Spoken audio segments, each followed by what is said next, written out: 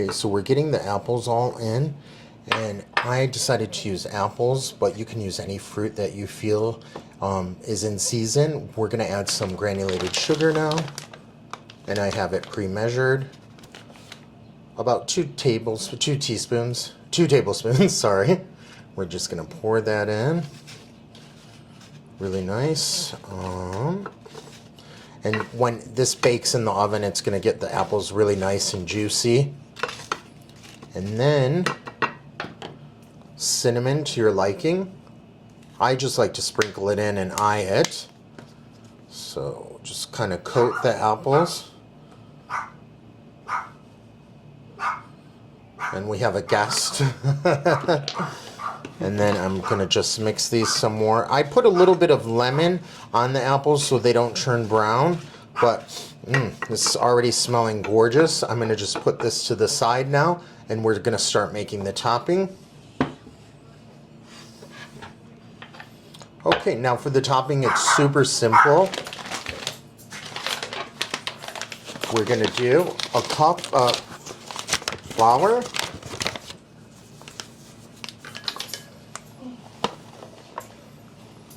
Right in your bowl.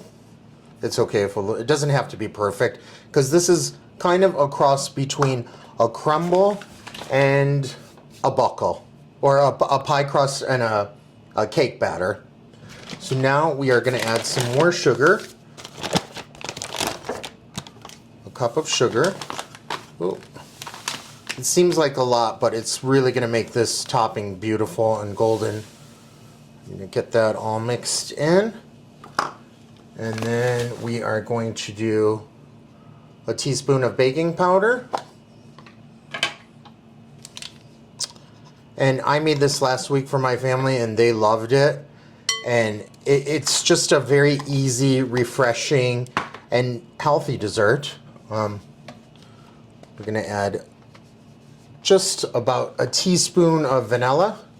If you have the real thing, you can add that. There we go. Okay, now we're going to add a cup of milk. And I'm going to whisk all of this together. There we go. It smells delicious already. Now all you have to do is grab the butter, which I have pre-melted here, a stick of butter. Gorgeous. And we're going to whisk this really good. And what this is going to do, I'm going to pour this into the baking pan once I get it all folded in, and it's going to just coat the apples so beautifully. Just make sure it's all whisked really nice.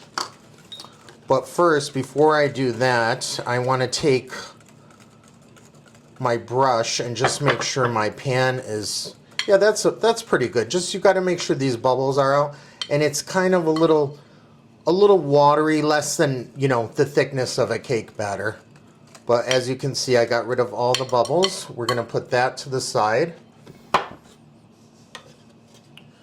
And what I'm going to do now is just take just the extra butter that you have in your bowl and take my brush here. And this will help it when it's baking and when you're trying to get your cuts out.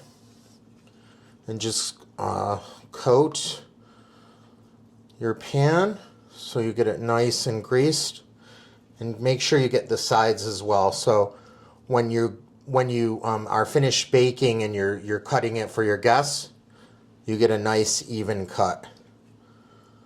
So that's almost done. Perfect. Now I'm going to take my batter. And I'm going to just pour that in there. Look how beautiful that is. Smells delicious. Okay, make sure you get it all in there. Now we are going to take our apples that have been soaking in the cinnamon. Smells delicious, and you could pour them in, but I like to do it a little neater, so I'm going to do it so there's a bit of design to it. I do them by row. And what's going to happen is this gorgeous batter this is all gonna bake up above your apples. And then, so now I've made this with peaches, I've made it with plums, and every time I make it, it's always a crowd pleaser.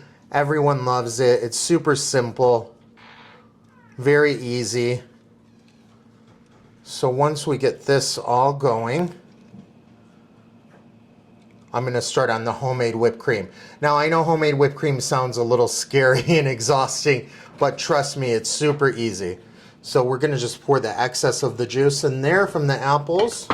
And here we have the beautiful apple buckle out of the oven. And what I'm going to do next is just plate it. It smells so good. And I have our gorgeous whipped cream that we made. Beautiful peaks. So now what we're gonna do, I mean, you can start by scoring it like this if you like, depending on what sizes you want.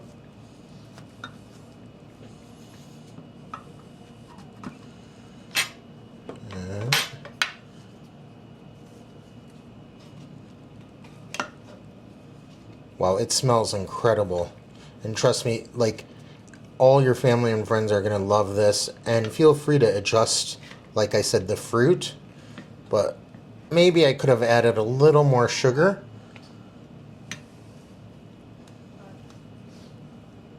It's a little more cakey than I wanted, but it's still really gorgeous.